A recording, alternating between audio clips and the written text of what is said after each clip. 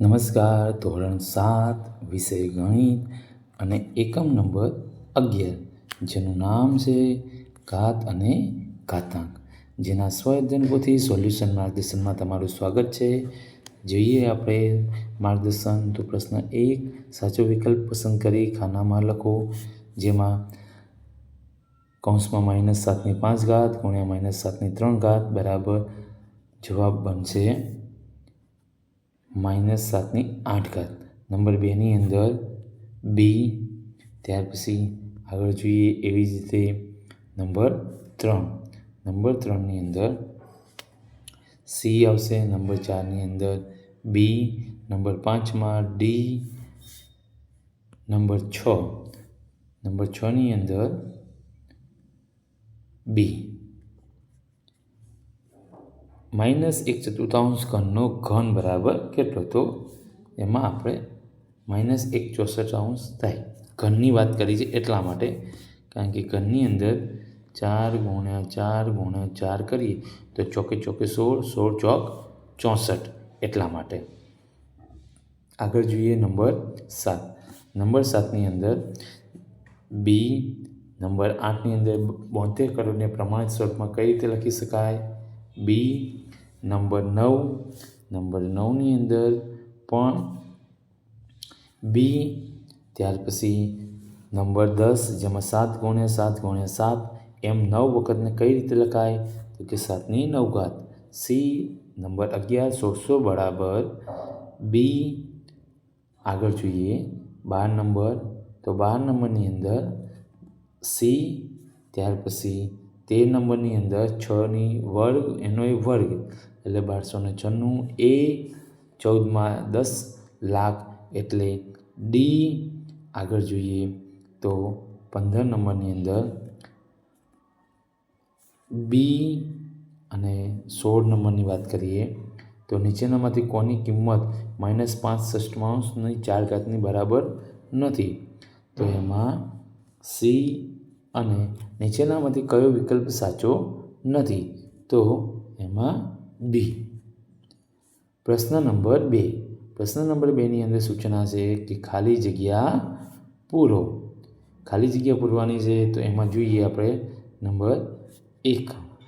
તો એમાં અહીંયા આપણને -3 ની 3 ઘાત આવશે. એવી જ રીતે અહીંયા જોઈએ તો આપણે 11/15ની 5 ઘાત, ત્યાર પછી 2 ની 8 ઘાત, ત્યાર પછી 1700 અને અહીંયા n બરાબર 5. પ્રશ્ન નંબર 3ની અંદર સૂચના છે કે વિધાન ખરું છે કે ખોટું તે જણાવો. તો એમાં પ્રથમ વિધાન જે છે એ પ્રથમ વિધાનની અંદર કીધું છે કે 5 × 5 × x × y. તો એમાં 25 25 xનો y વર્ગ થશે. એટલે આ વિધાન જે છે એ કેવું છે? ખોટું છે. નંબર 2 વિધાન ખોટું છે. નંબર 3 -1ને -1ની 101 રીતે પણ લખી શકાય. સાચું. 5 ની 8 ઘાતમાં ઘાતાંક 5 અને આધાર 8 છે જે ખોટું છે. નંબર 5 568.236નું પ્રમાણિત સ્વરૂપ આપેલું છે જે ખોટું છે. 2 ની 4 ઘાતની કિંમત 8 ખોટું. 2નો 5 ઘાત અને કૌંસમાં 3 ઘાત બરાબર 2 ની 15 ઘાત સાચું. અને નંબર 8 a ની 4 ઘાત ગુણ્યા b ની 5 ઘાત બરાબર ab ની 20 ઘાત જે ખોટું છે. પ્રશ્ન નંબર 4ની અંદર સૂચના મુજબ કરો એમ કહેવામાં આવ્યું છે. તો સૂચના મુજબ કરવાનું છે એમાં કીધું છે. પહેલા નંબરની વાત કરીએ તો 3ની 3 ઘાતને કેટલા વડે ગુણતા 3ની 7 ઘાત મળે? તો અહીંયા આપણને આપેલું છે કે 3ની 4 ઘાત વડે ગુણતા આપણને 3ની 7 ઘાત મળે છે. એવી જ રીતે નંબર 2 અહીંયા કહેવામાં આવ્યું છે કે અવિભાજ્ય સંખ્યાઓની અવયવ પાડી ઘાત સ્વરૂપે લખો. હવે અહીંયા આપણને જે રીત આપેલી છે એમાં જોઈએ તો નંબર 1 જોઈએ આપણે તો એમાં કીધું છે 9000 છે એના આપણે અવિભાજ્ય અવયવ પાડીએ છીએ. એમાં આ રીતે એનો અવિભાજ્ય અવયવ પાડવાનો અને એને આપણે ઘાત સ્વરૂપે લખી શકીએ છીએ. એવી જ રીતે બીની વાત કરીએ તો બીમાં પણ 2025ના આપણે ભાગાકારની રીતે કરીએ અવિભાજ્ય અવયવની રીતે, તો એમાં આવી રીતે એને લખી શકાય છે. સી એમાં જોઈએ તો સીની અંદર 512 છે. 512ને આપણે અવિભાજ્યની રીતે ગણતરી કરવાની છે અને ત્યાર પછી એનો જવાબ આવે છે 2/9. એવી જ રીતે ડીની વાત કરીએ તો ડીની અંદર 900ને પણ આપણે અવિભાજ્યની રીતે ગણીએ તો એનો જવાબ આવશે 2/2 ગુણ્યા 3/3 ગુણ્યા 5/2. જોઈએ નંબર 3. નંબર 3ની અંદર 3/4 અને 6/2માંથી કઈ સંખ્યા મોટી છે?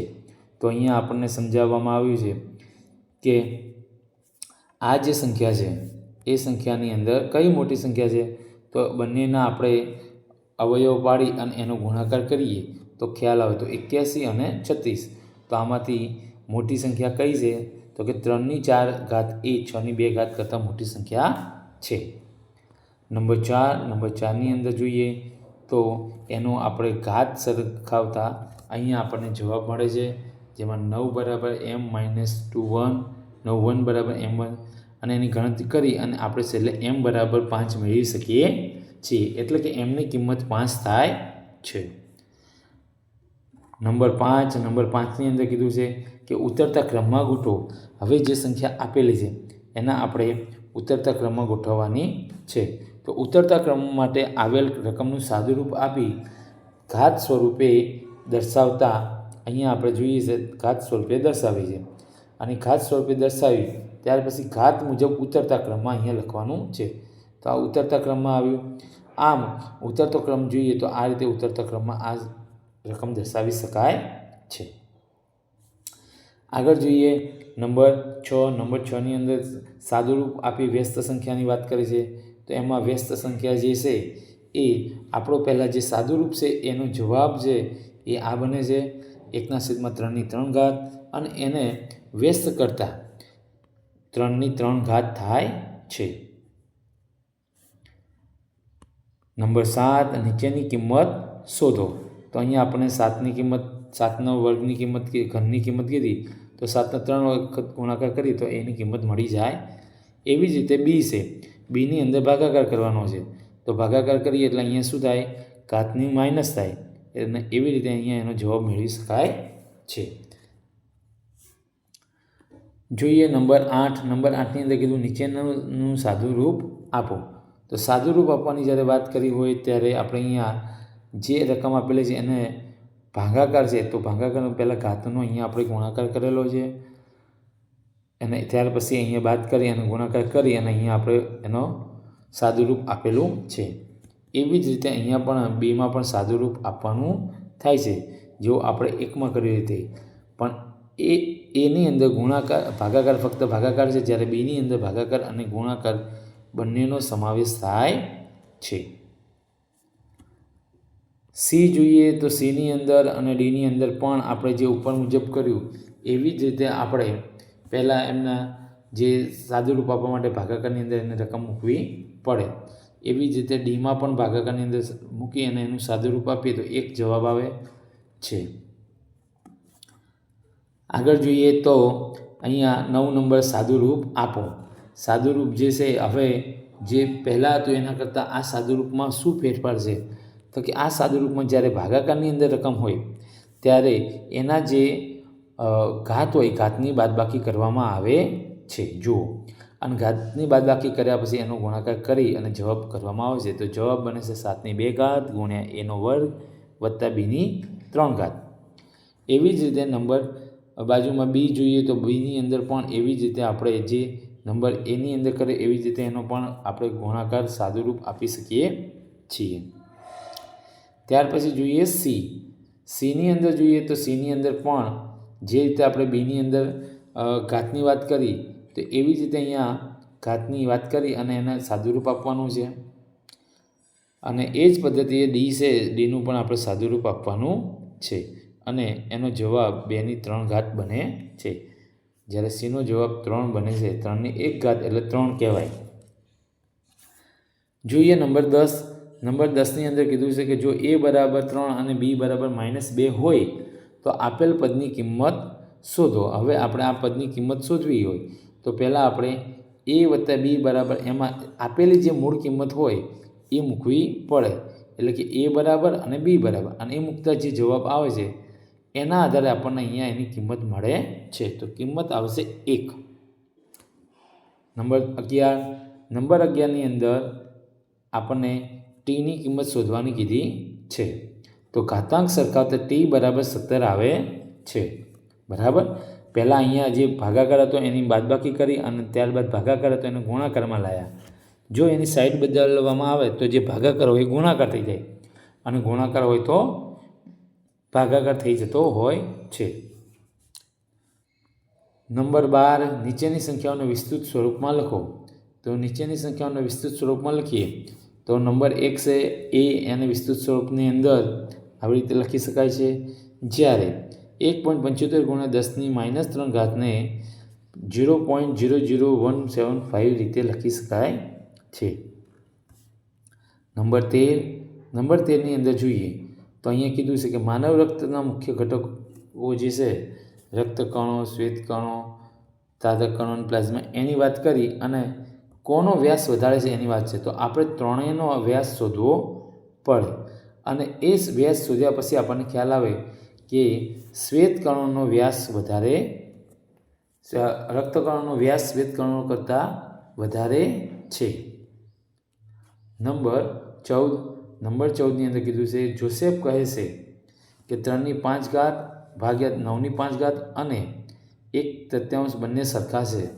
તો શું આ જવાબ સાચો છે કે ખોટો? તો આપણે એને પહેલાં સાદું રૂપ આપવું પડે.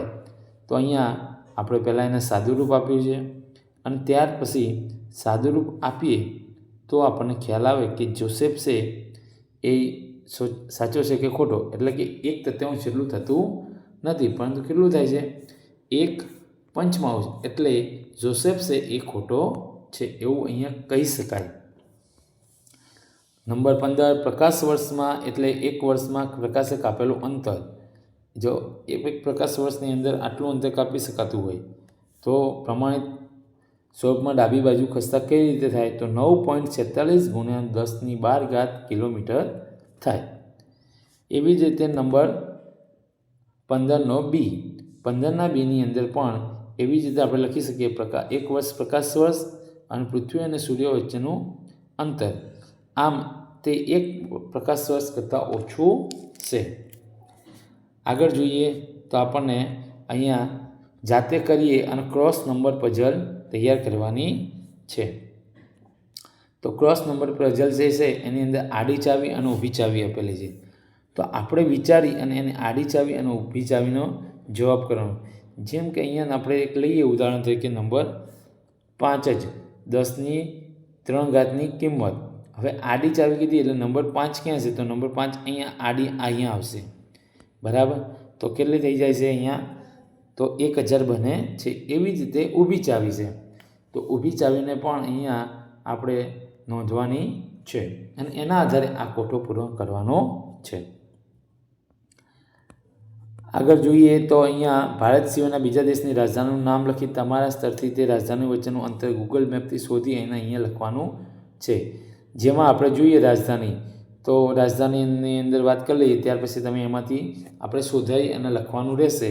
શ્રીલંકાની રાજધાની કોલંબો, અમેરિકાની વોશિંગ્ટન ડીસી, જાપાનની ટોક્યો, રશિયાની મોસ્કો અને ઓસ્ટ્રેલિયાની કેનબેરા.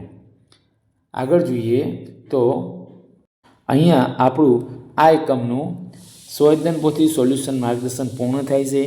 આવા જ માર્ગદર્શનપૂર્ણ વિડીયો મેળવવા માટે અને અમારી સાથે જોડાયેલા રહેવા માટે અમારી ચેનલને આજે જ સબસ્ક્રાઈબ કરો અને અમારી આવા જ માર્ગદર્શનપૂર્ણ વિડીયો મેળવતા રહો. આવજો.